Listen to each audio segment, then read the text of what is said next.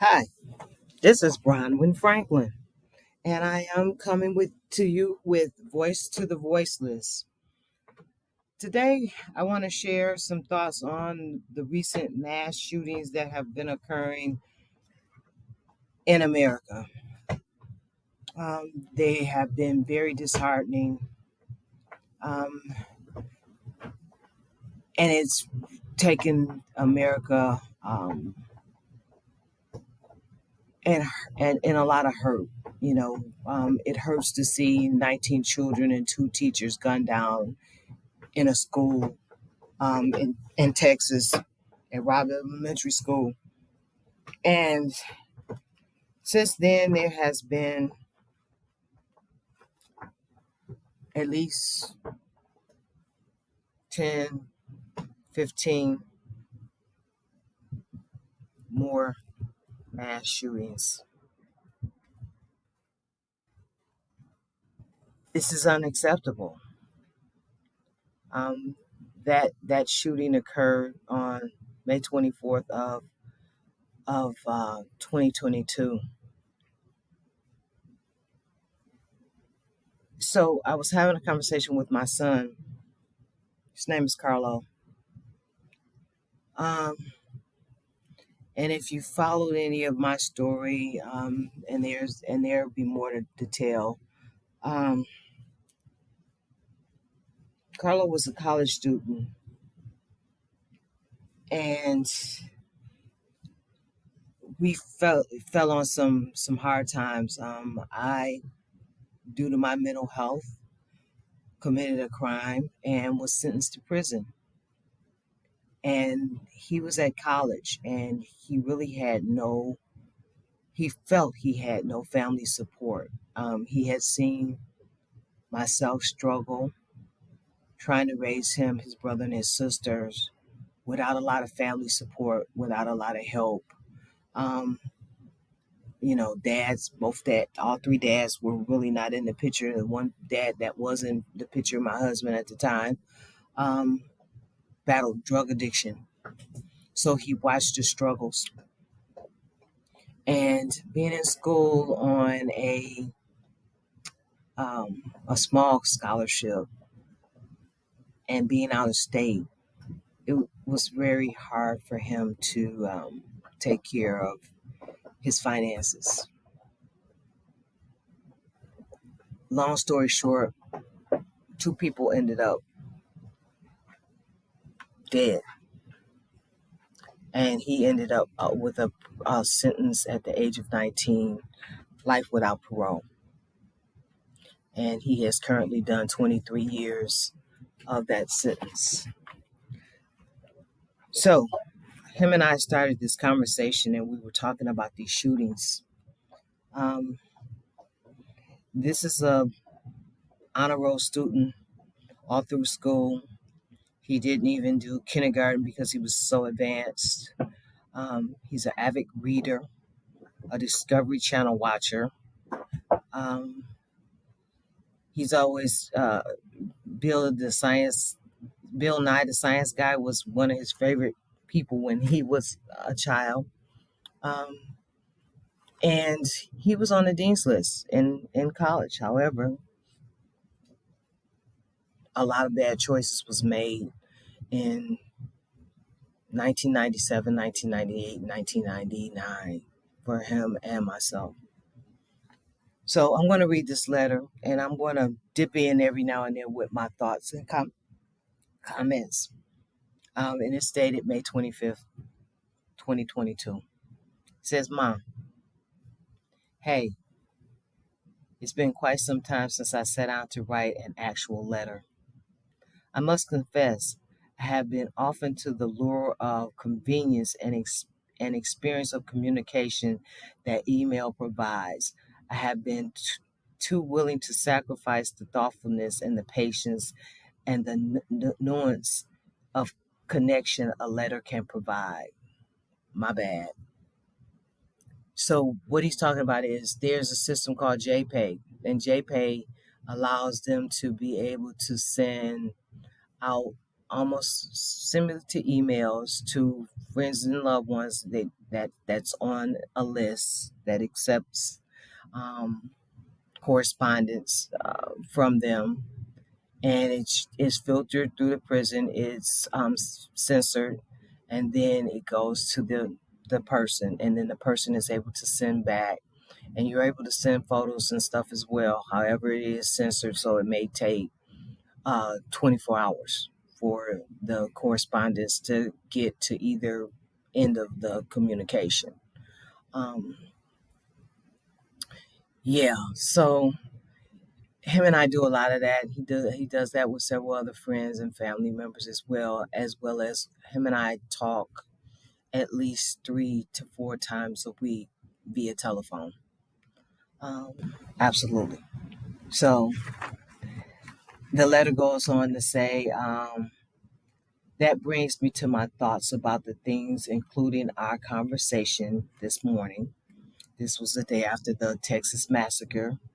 And he says that the Texas massacre is thought provoking and sad and so unnecessary.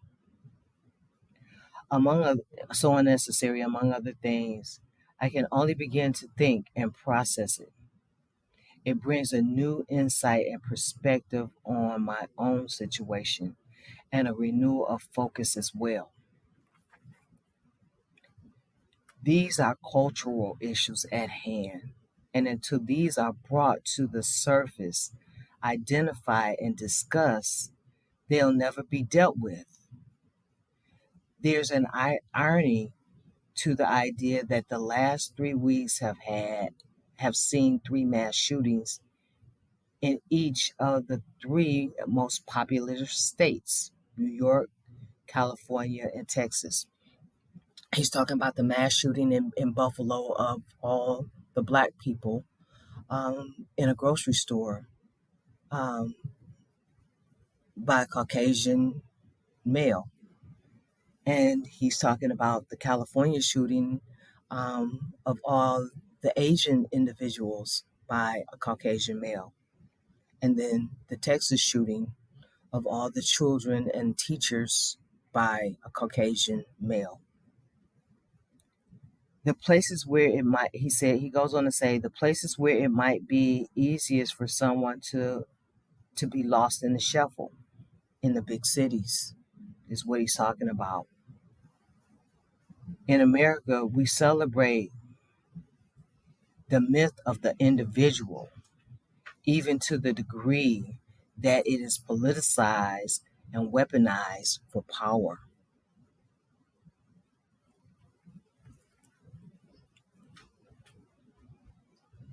The, there's a de-demonstration,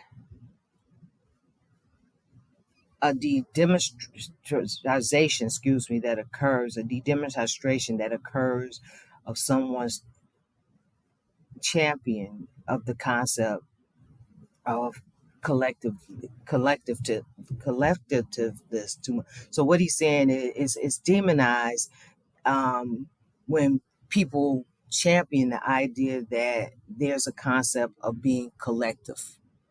And I got caught up in my words because this is a very touching subject. Um, there's a dehumanization that occurs if someone champions the concept of a collective too loudly. You become demonized. He goes on to say there's a schizoid phenomena occurring. There's an emphasis on patriotism, nationalism. The Pledge of Allegiance is taught to the children who barely can conceptualize government or what a United States is or what a patriot even means.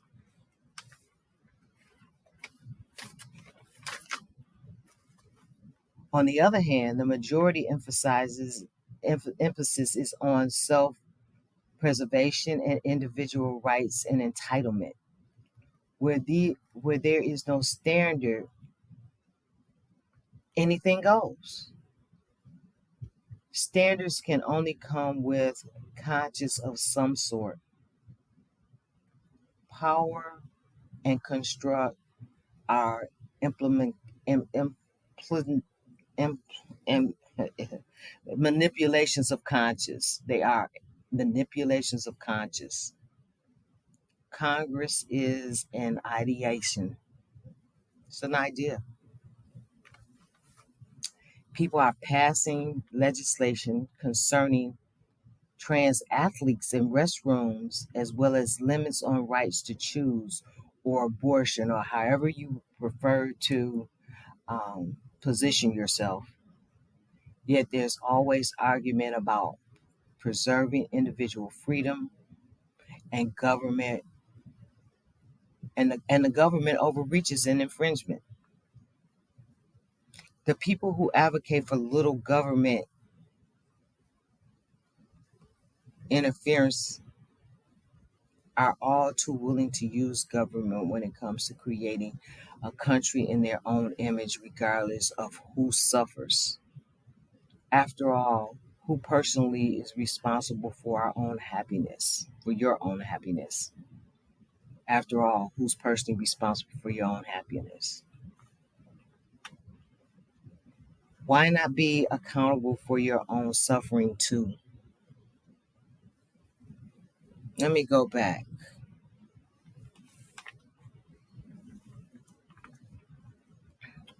People passing legislation concerning trans athletes and restrooms, as well as limits on rights to choose or abortion, however you prefer to frame your position. Yet they always argue about preserving individual freedom and government, overreach or infringement.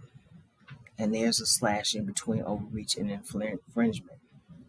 The people who advocate for little government interferences are all too willing to use the government when it comes to creating a country in their own image, regardless of who suffers. After all, you are responsible for your own happiness. Why not be accountable for your own suffering too? Yeah, our government, and there's more. I want to go on, but I want to just kind of interject. Right? We got all these laws and legislations coming up against transsexual athletes competing. Um, if your birth gender was male, you shouldn't be able to compete in against people with birth genders of female and so forth and so on. And you can't use this restroom if you this your birth gender. There's all these different things our government keeps making these legislations for and against, because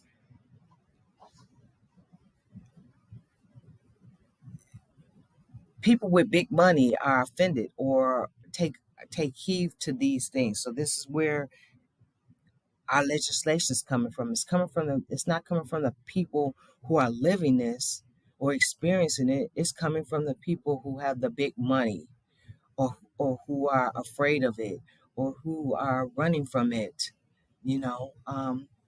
and they're imposing their suffering, and this is my thoughts, on people who are already suffering. And we suffer even more when you oppose your opinions and you justify it through legislation. When has a man ever birthed a baby? When has a man, even if he had been sexually assaulted and raped, he has not conceived a child?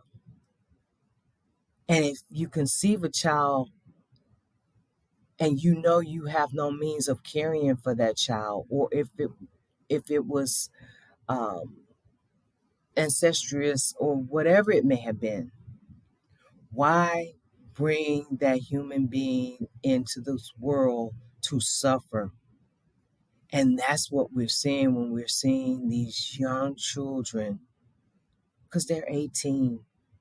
Most of these mass shootings are coming from 18-year-olds who have had so much childhood trauma. let's allow people to continue to be individuals and make choices for themselves. So, how are we going to ban the right to abortions? I have to live with my own conscience. And I think about it daily because, yes, during this time that Roe versus Wade was alive and it was active, because I knew that I was not able to take care of my any more children, I was struggling with what I had. Yes, I made that decision. And don't judge me about birth control. As I have become older and experienced some of the mental health challenges that I have experienced, I am finding that I have certain medication sensitivities. And I knew it then, but nobody was diagnosing it then. I was on the smallest dose of birth control pills that a person could take. And it was making me sick. My body was rejecting it. I used the IUDs. My body rejected the metal, the plastic. My body didn't want the foreign object inside, and it caused me to be sick. So I tried different methods of contraceptives. However, back to understanding um, what and finishing what Carlo is bringing forth in his thoughts. The problem is that an environment where none of our achievements, accomplishments, or success is ever entirely our own requires we not take hold, such as narcissistic views. Our suffering is shared too. Ask anyone when they saw the pictures of these 19 babies in Uville, in Texas, or those 13 grandparents, or the 13 people in Buffalo. People have different tastes and inclinations. However, very few want to be isolated. I never say never. However, I imagine no one wants to live in the woods alone if they weren't actually disappointed with society, alienated maybe, desiring of insulation. No. The individualist emphasis is alienating and isolating for many people who experience emotional, I want to say turmoil. My son does. He was not the best writer. I mean, with penmanship, which most of our children don't even know how to write anymore. They are so into uh, autocorrect and texting and emojis and memes and all of that. They don't even know how to sit down and take a pen to a paper. Oh, so it looks like it says for so many people who experience emotional and terminal at their perceived inabilities to connect, rely re, re, rely within others, deeply connect with others. Okay, go back. Sorry. God bless you as well. Thank you for joining. Hope you stay on. Um, the individual's emphasis is alienating and isolating for many people who experience emotional turmoils at their perceived inability to connect deeply with others. Hurt people, and that's true. At least due of these latest tragedies were perspectives of young people. And I said this and he's saying it too. They were 18 years old, the same age he was, the same age as many of the young people who have committed crimes, aka normalizing internal notions of economics and nonconformity or developmental rational ideas of what and who society actually is. Yeah. At 18 years of age, and basically what I'm reading out of this is we send them off and tell them to be adults. And in the midst of telling them to be adults, they have no clue of what society really is. They're still learning, and they're trying to figure out how to normalize the economic nonconformity and develop radical ideas of what or who's or what or who society really is. And they're still trying to figure this out because we haven't taught them this as parents.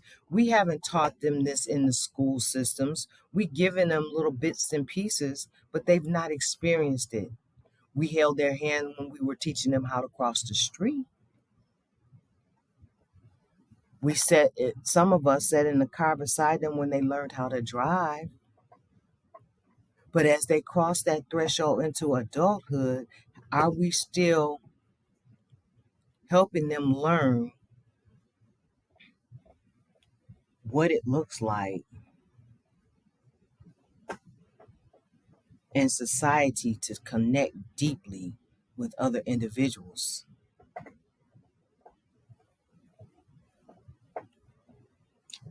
So my son goes on to say, they say home is where the heart is.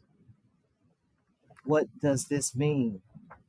Is that life thing that makes us a place more than just a circle on a map? What what this what this means is, I'm sorry, what this means is that this thing that makes a place more than just a circle on a map is our personal identification with the place, our connection, our concept, our ideas, as well as our ideals.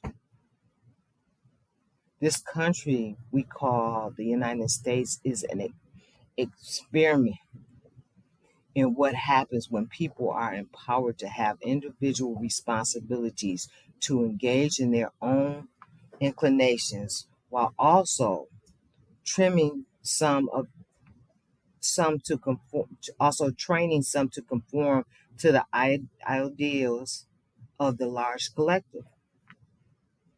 What are the ideals of the collectives are? How they are decided, as well as who gets to decide.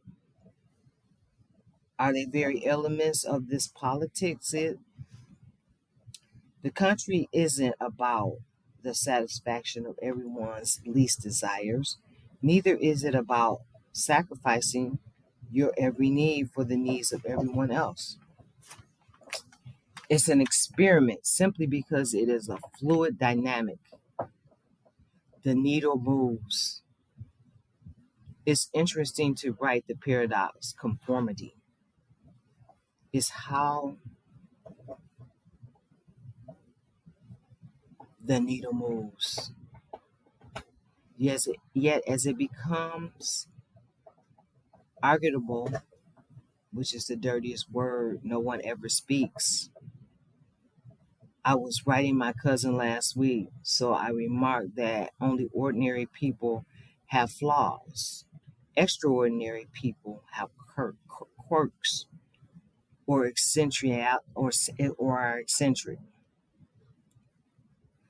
When you're youth, there's almost a mythological quality to the notion that adolescents are supposed to be narcissistic and moody, trying trying to con their way or withdrawn. You know how teenagers are. Yeah, that's what we say.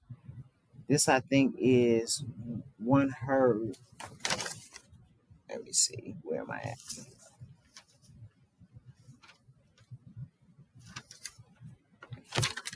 It's a long letter. okay, this is of individual paradigm.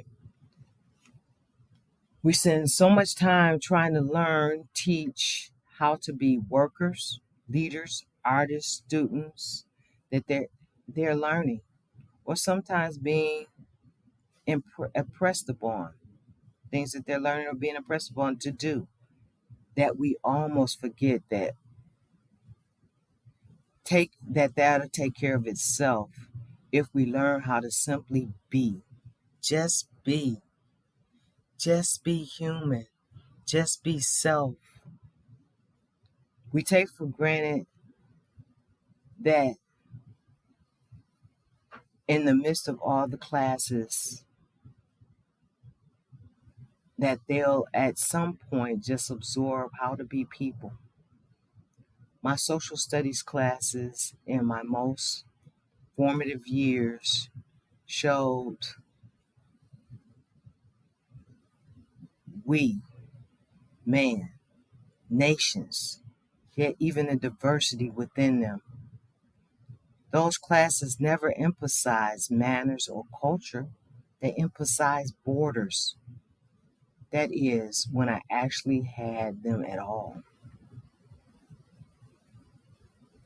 Where's the focus on hospitality or demo, demo, mace? Okay, I'm having word trouble. Diplomacy. There it is. I couldn't. It wasn't coming out. Sorry. It's really remarkable and interesting to note the paradox, the maddening world is built on or defined by its convenience. We consider ourselves contemporary simple based on how comfortable or compatible we've transformed this world. We pride ourselves in this celebration, yet people seem more disconnected. However, it is as if the most diversity of thoughts, of culture we expose, the more alone we feel, or we're restitute in identification with our own tribe. Yeah, the individuals we openly celebrate, we secretly fear, yet we seem to only bond and connect with others over shared struggles. I call that trauma bonding. We call that trauma bonding. Like our homies. Okay. And it becomes like our humanness is our frailty and vulnerability, and that binds us. And that's the tie that binds us. Then again, what do I know? I'm just a criminal, another statistic, someone from the ghetto whose story is tragic. And if I do say so myself, only because people actually thought I might be an exception. Or have I indeed actually come a long way? I've been lucky and blessed to have yet some people and receive some grace.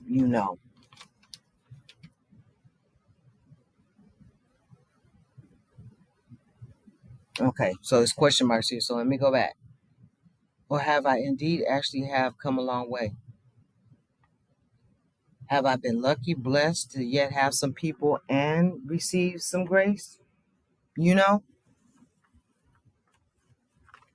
the benefit of receiving from them have benefited my mentality and my maturity and the standards of living so greatly.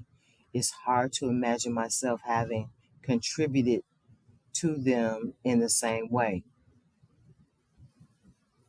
They have been mentored, they have been mentors, lovers, friends, and colleagues, staff and prisoners. One thing for certain, I am no example of anything, whether anything about me or inside of me or in my expressions or story reminds you of anything or resonates with you, is a personal thing inside you.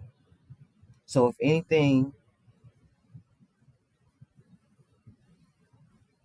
it says, I only want to live a life that sees more people free of suffering than seeing them trapped in the thorns.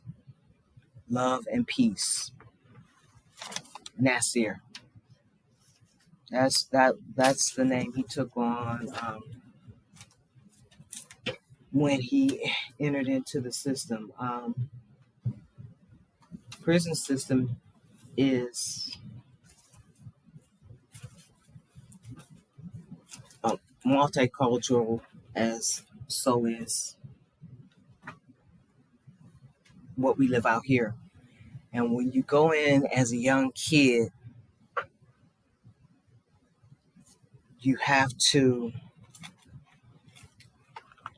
find your tribe. And as you find that tribe,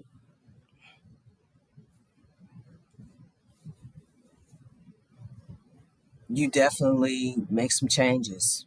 And at the time of being 19 years old and never been in trouble in his life,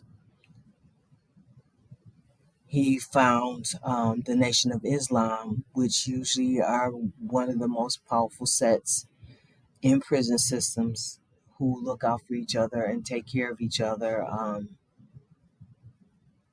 Because then you have the Aryan Nation in there as well, and white supremacy is in there as well. So everything that we have out here is in there, but it's in a more confined place where they have to interact with each other on a daily basis.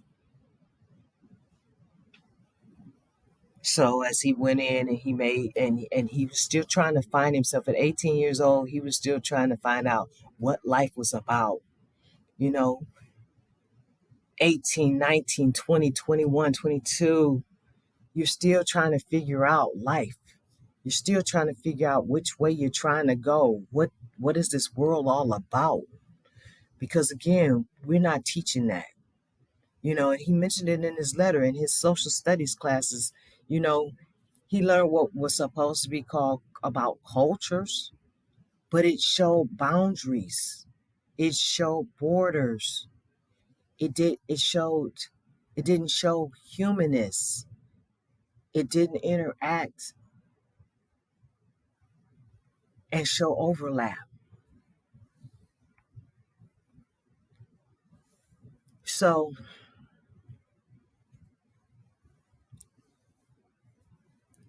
you know, yeah, so he joined the Nation of Islam. He changed his name, me being a Christian person. Um, and yes, I joined the church back in 85, and I went to a sanctified church and all of the above for a long time, and I consider myself non-denominational. I believe in Christ. I believe in the Bible. I believe in what Christ stood for and that he is my savior. And that there are one God with three dimensions to it. There was God, Christ, and the Holy Spirit. I believe in that. So when he did that, I was very upset. And we did have a slight bit of conflict because of the name change. And, he felt it was a sign of disrespect that I would not call him Nasir. And my response to that was, when you were born, that's not what I named you. And I'm maintaining the right to call you whatever I want because I'm the one that gave you life. And he didn't understand that at first, and I have to be thankful to someone, I don't know who it was, but they were inside that wall that was mentoring him and working with him and teaching him and explain to him that, You have your choices to be called this by whom you want, but your mom also has the choice to call you what she wants. And by all means, she's right. And the thing is, neither one of us are wrong,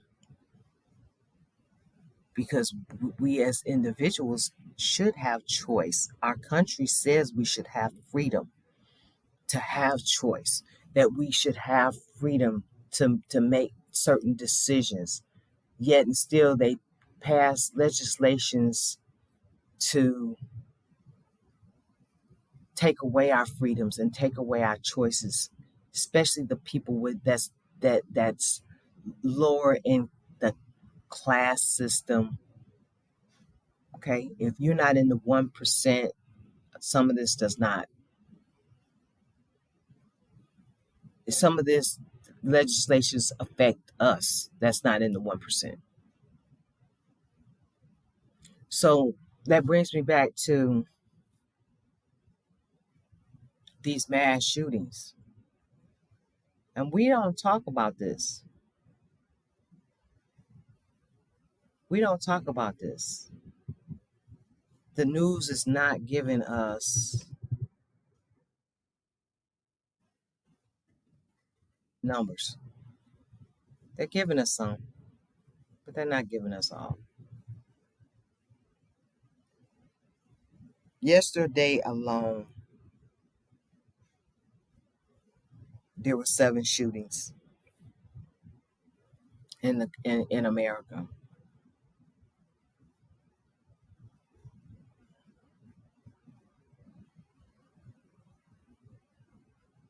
8 fatalities.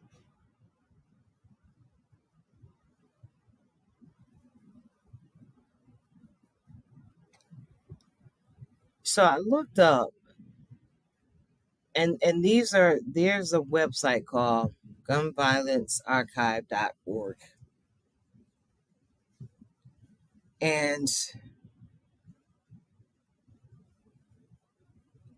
I went to Google just mass shootings.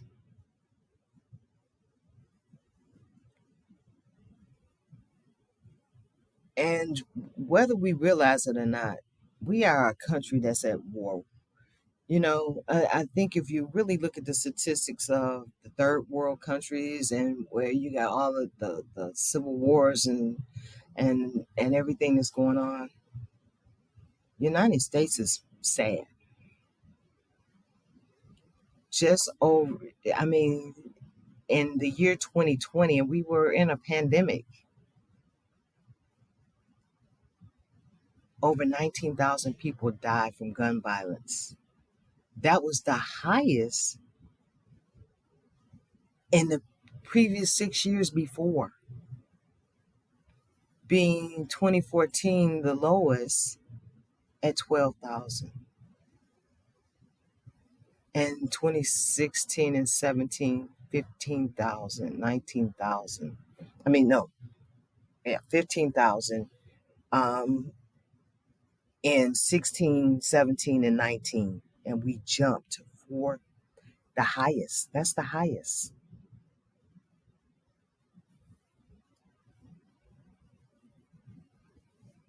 In 2020, we lost almost 1,000 children to guns, ages 0 to 11. And believe it or not, in 2020, the year of the pandemic, we had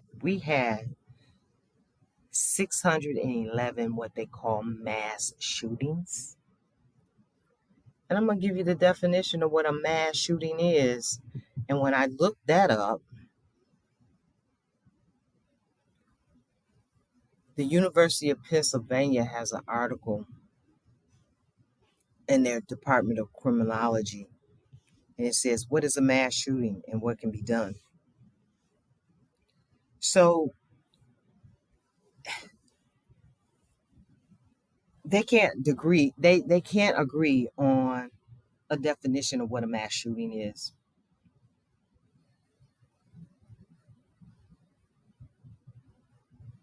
There's several different variations, of a common definition. Congressional research defines mass shootings as multiple firearms homicide incident involving four or more victims at one or more locations close to one another. The FBI defines it as essentially the same, but there may be a distinction made between private and public. So a public would be a school, a place of worship, or a business. You know, however, mass shootings undertaken by foreign terrorists are not included in under this definition, no matter how many people die or where the shootings occurred. That's weird. Well, that's different. That's a thought. But the threshold of four or more deaths is arbitrary. There are also important exclusions. For example, if 10 people are shot but only 2 dies, believe it or not, that's not considered a mass shooting.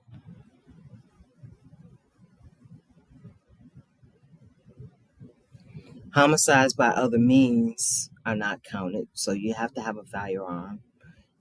Say if somebody died, if you had somebody in a car and they deliberately ran over 5 people, that's not a mass killing. That's why it says mass shooting. You can stab 20 people, but it's not a mass homicide. And then you got the piece that brings about inclusion. It's got to do with, so now it can be included depending on the perpetrator's motive. It says in this article, there are also inclusions that can seem curious because the motives of perpetrators are not considered when defining a mass shooting. For example, multiple homicides that result from an armed robbery gone bad are included. So are multiple homicides that result from turf wars from rival gangs. So this whole idea of mass shootings need to be unpacked a little bit.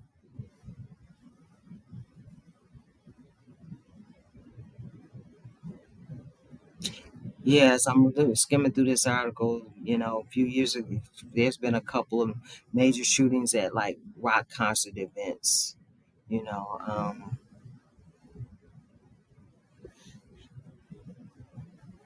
so the difference is defined by making it difficult to arrive at a consensus about the number of victims or the kind of incidents.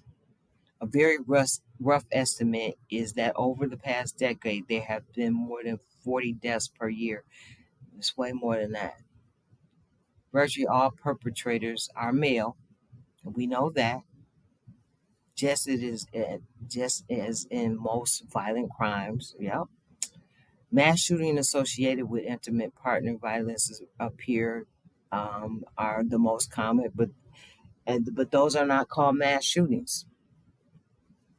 When you have a husband that goes in and kills his wife and 3 children, and then himself, that's not considered a mass shooting, but it should be.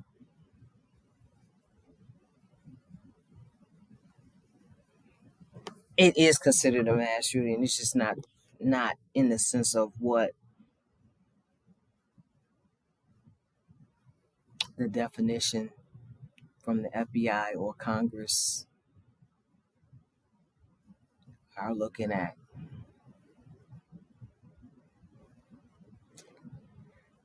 This I have an issue with.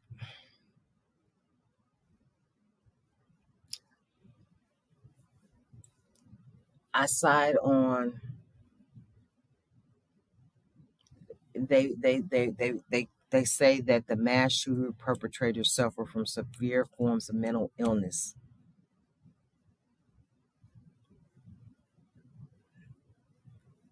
I question that. It says here in this article that we need better mental health services. I agree and disagree.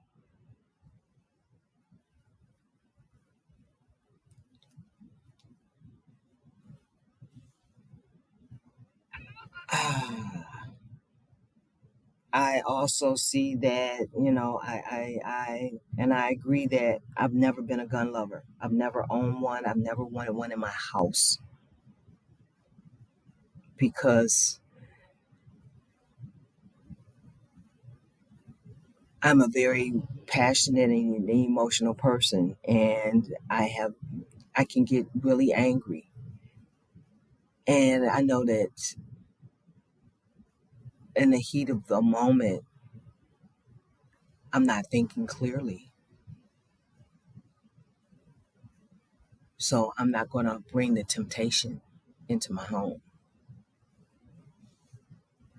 because whatever the situation is, it will pass. Death and murder are permanent. I learned, and from some lived experiences, it causes a lot of damage to not just the perpetrator, not just the victim's family, but the perpetrator's family and friends and community. It's a lot of people. It's a lot of people.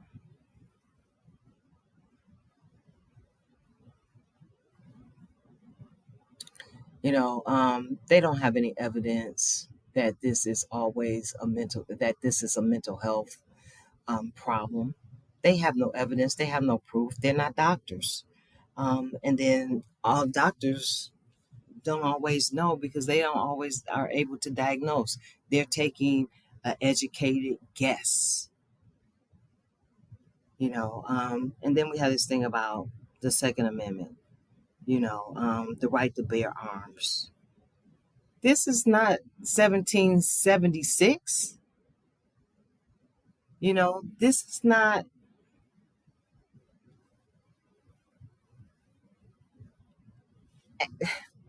a country that's fighting for its freedom. And that's the irony. We were a country that developed. Uh-oh.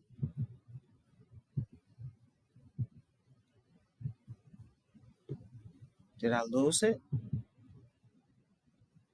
Did I lose my podcast? When I flipped over to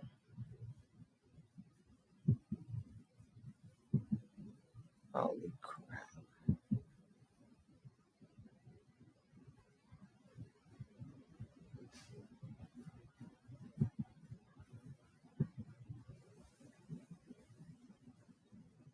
Okay. I'm not finding it. Good goodness. Oh my. I hope it's still not just hanging out somewhere. I gotta find it. Oh my goodness. Yes, this should be it.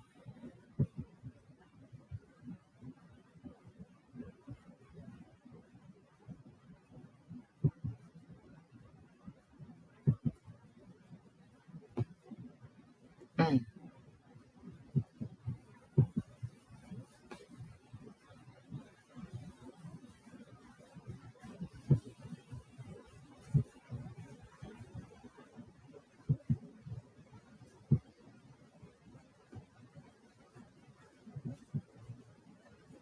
okay.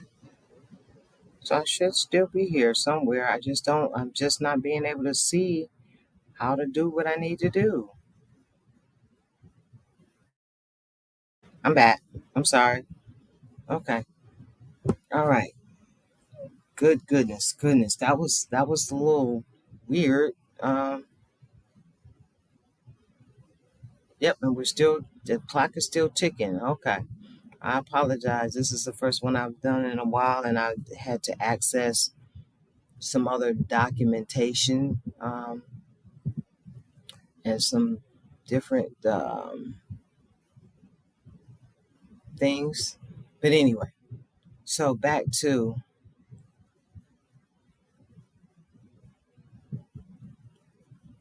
now we're talking about passing new legislation for new mental health and this, and this, and this. And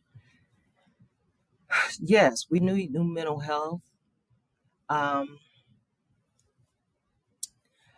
I think we need more people working in the mental health field that have had lived experiences, who have recovered or have started their own journey of healing. I am a multi-generational trauma survivor. I have childhood trauma. I've had mental health challenges, and I've worked in this field supporting people to help learn tools and jewels to move their lives forward. When we talk about people being bullied and picked on in school, that's real. And we as adults have experienced that, and we are not teaching our children not to do it. We are not disciplining our children when they do it. And then we're not teaching our children how to handle it when it's happening to them. We're not listening to them when it's happening to them. They're not feeling protected when it's happening to them, because everybody's so disconnected.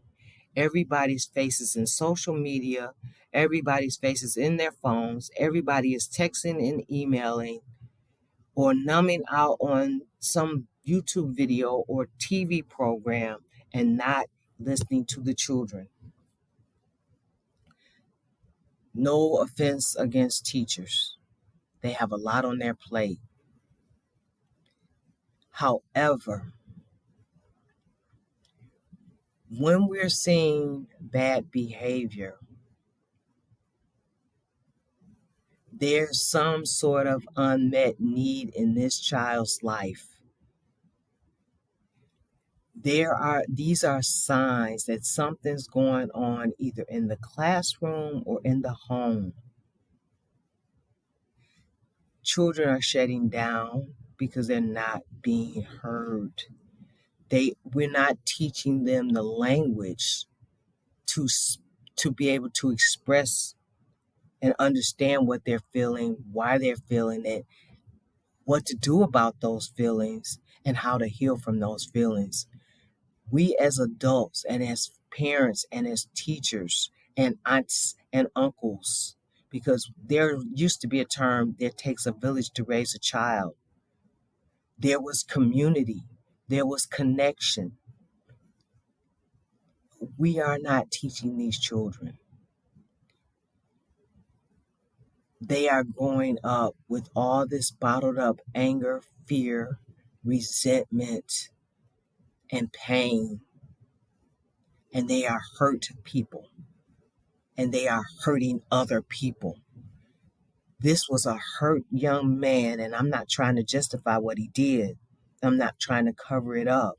And I'm not blaming it on mental illness. But this was a traumatized child. Something happened in his childhood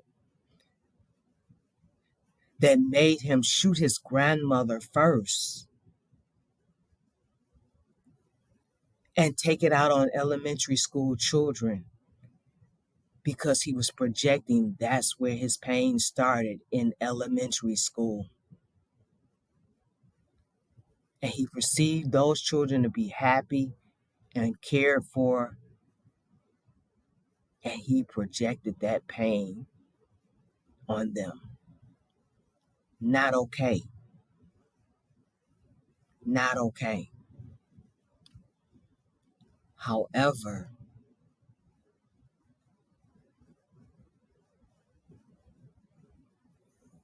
we are failing our children as a country. as a society, and they are seeking love and acceptance and connection any and everywhere they can. And we as a society has, and we just had a young man that they found dead. He was this big TikToker. I think he was like 19 years old. He had all these followers. Okay. And he was very open about his struggle with his mental health challenges and his substance use. And he was found dead on the streets of California within the last couple of days. First of all, he was trying to connect, and he had all these followers, but he had all this pain, and there's some trauma. You know, trauma is the gateway to drugs and alcohol and promiscuous sex at an early age, and all of that because the neglect, and I'm talking from experience, the neglect and the abuse that went on in my childhood led me to seek love, and I was seeking love in all the wrong places as early as 12.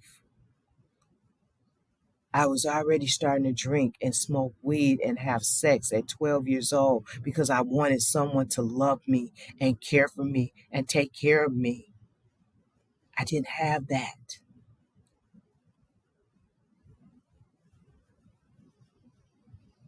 I had been sexually assaulted, and I couldn't tell my parents. They didn't listen to anything else anyway. You know, I could come home with the best report card, but all I could hear from my mother was that you're talking too much. You have a bad citizenship because you're talking too much. Yet still, I have all A's and B's. First of all, there was no recognition for the good things I had done. You could only see the bad. So I didn't feel like I was a good person because all I was ever told was about the bad I did. That creates trauma. Second of all, in school, that's the same way things went. You only got, I felt, attention when you were acting out. Second thing about school for me was, and I found this to be true in my children as well, the school system is set up as a one size fits all. It's a cookie cutter. When you have children that are overtly intelligent, they struggle when you're in the same classroom with children that are a little bit needing more support.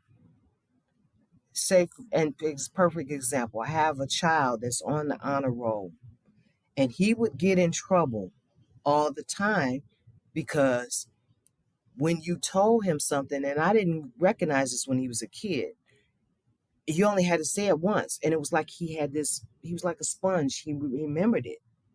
So when I was sitting down trying to teach him ABCs, and he didn't want to listen, and I would be so frustrated. But what I found out was he heard it the first time and he got it. He wanted to move on to something else because now he's bored. I didn't figure that out until he was probably in the third or fourth grade. But he kept getting in trouble, and getting kicked out of school. And he would be out of school for a week. And he could come back to school and do all the work that he's missed and still be ahead of the class. And then he'd get in trouble again because now 2 days back, I'm already ahead of everybody else because the teacher keeps explaining the same thing because Sean over here is still having some challenges with it. But Brayman, my son, he's already got it and mastered it. So now he's doing things, getting into trouble. We have to recognize this. There's an unmet need.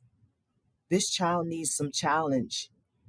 because what he's learning, he's already learned. He needs to move forward.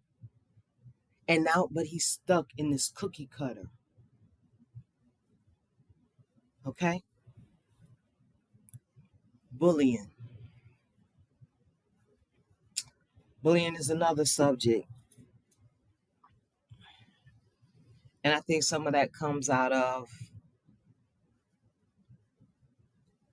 again, hurt people want to hurt people. You know, when I hear the word bully, and this is stereotyping, and I'm sorry, and I don't mean to, but I think of a child who's probably that's overweight,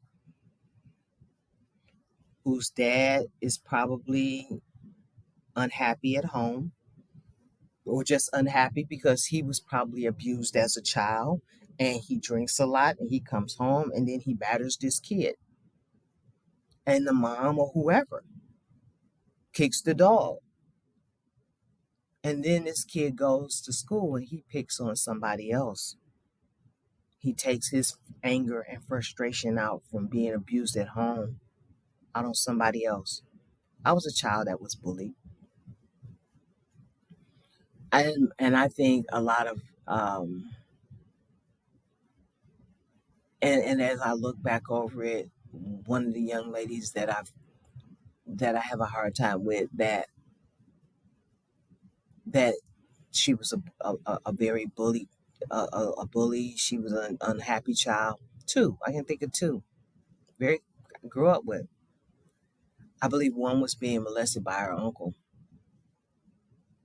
And there were signs, but she didn't tell. She never said anything, and we're 60 years old, and I don't think she still hasn't told anybody. And then the other young lady, her mom and stepdad, and she may have been being abused too, but everybody around her was heroin addicts. Her mom, her dad, her stepdad, and they were fending for themselves. Um, and this is multi-generational trauma, because I'm pretty sure her parents and step parents had some trauma. Because as I peel away the layers of my mom and how critical she was, I look at the fact that she had some trauma. She had some childhood trauma, and she had that she never healed. May she rest in peace now. I look at my dad, who's been gone a couple of years now, who had a very, very 30, almost 40-year drug habit. The heroin was his drug of choice. Then he ended into the cocaine, then to the crack, and back to the heroin. He finally got clean in his mid 40s. I mean, his mid 50s. Um, yeah, about 54. And he passed away 2 years ago at the age of 86.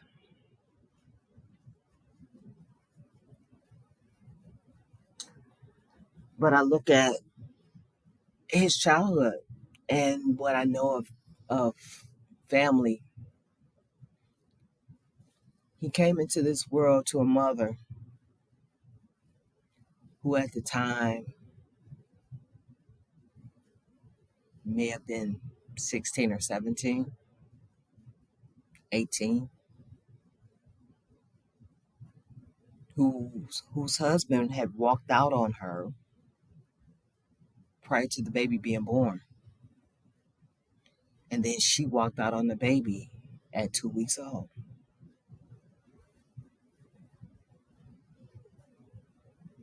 And then that started the roller coaster ride of his life. And when she died, when my grandmother died, he sat there at the side of her dead body and said the only thing he ever wanted to hear her say was that she loved him. And this was a man that was 70 something years old crying because his mom died and she never told him she loved him. the neglect, the trauma and the abuse and the pain that he numbed out on with drugs and alcohol for 30 some odd years, to never feel worthy of love. Parents, teachers, family, we need to do better. How do we connect with young people?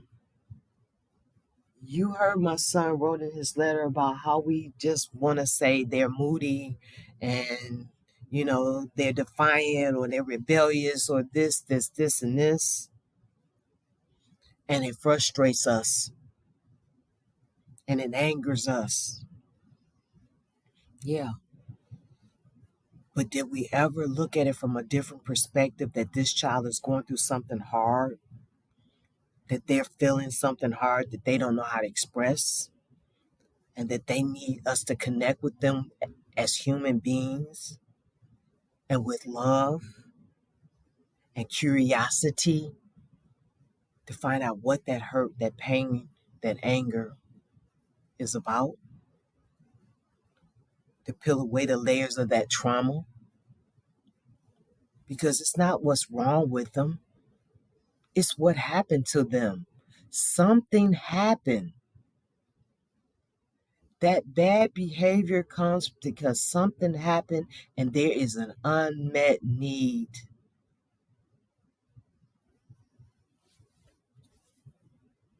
And if they're not getting that connection, that need, and being able to talk about and heal from what has happened. And it's not just with a mental health therapist. They need to be able to tell their story and that story be heard and believed and validated.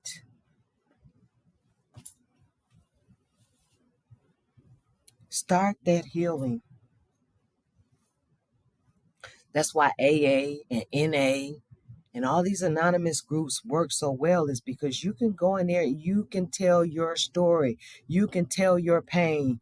You're not judged, you're validated. You're finally able to tell what happened to you. You're finally able to tell without judgment. And then you find that you're not alone.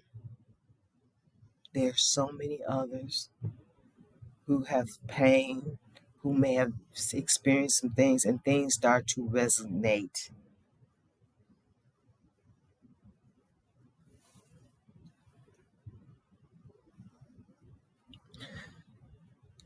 I started this podcast out talking about all these mass shootings, over 250 mass shootings in the year of 2022 already.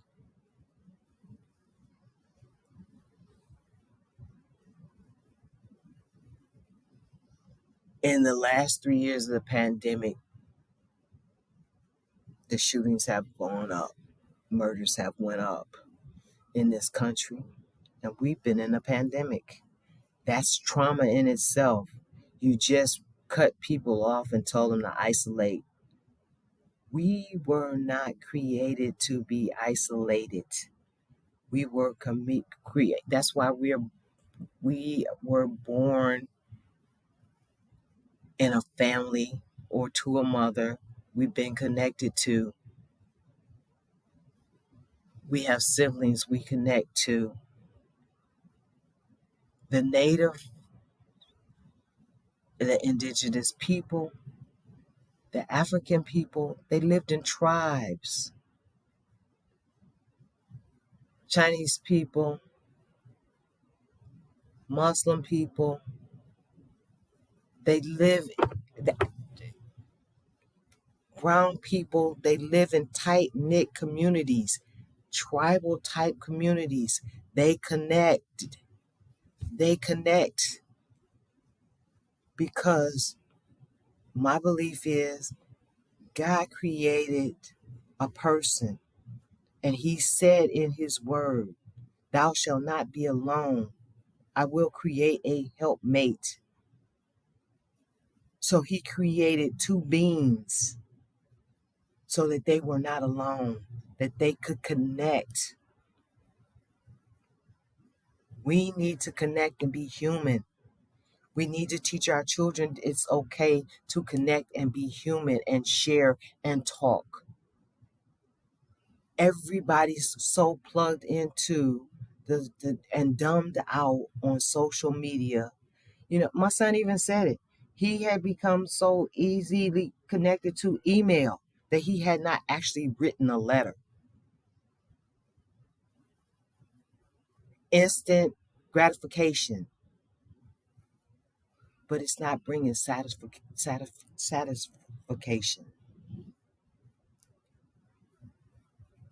I know I've been over an hour on this.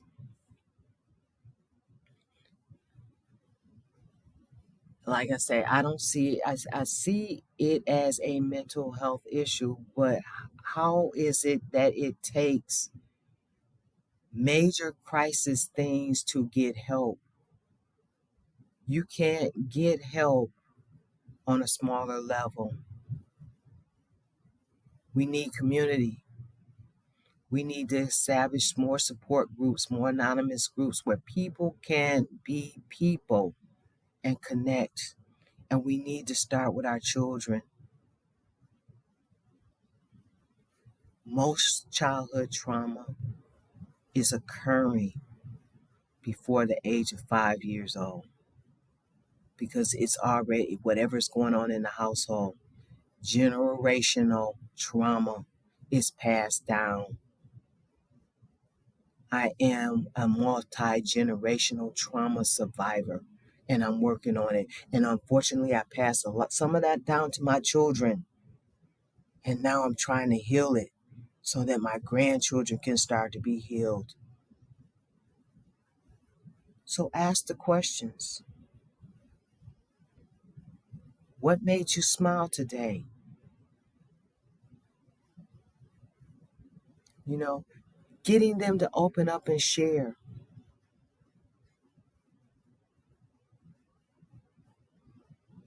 How was your day? And listen to it. I've heard this so many times. You pick your kid up from school, they get in the car, you're on your phone gabbing with your girlfriend. Never thought about the child and asking them how was their day? What did they learn? What did they like? What didn't they like? What happened? We gotta do better, people.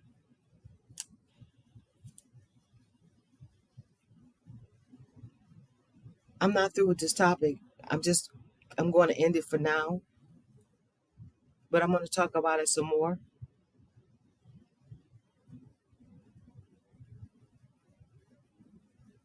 This is Bronwyn Franklin. And again, I'm sharing on the mass shootings. And I'm praying for revival and healing of our nation and of our children. Because they shouldn't be afraid to go to school. Teachers shouldn't have to be armed. Security guards shouldn't have to go to the schools and be in the schools. Metal detectors shouldn't be there. And police should not have stood outside and let 19 children die. Christ laid down his life for us. Those children laid down their lives. It's time for this country to change.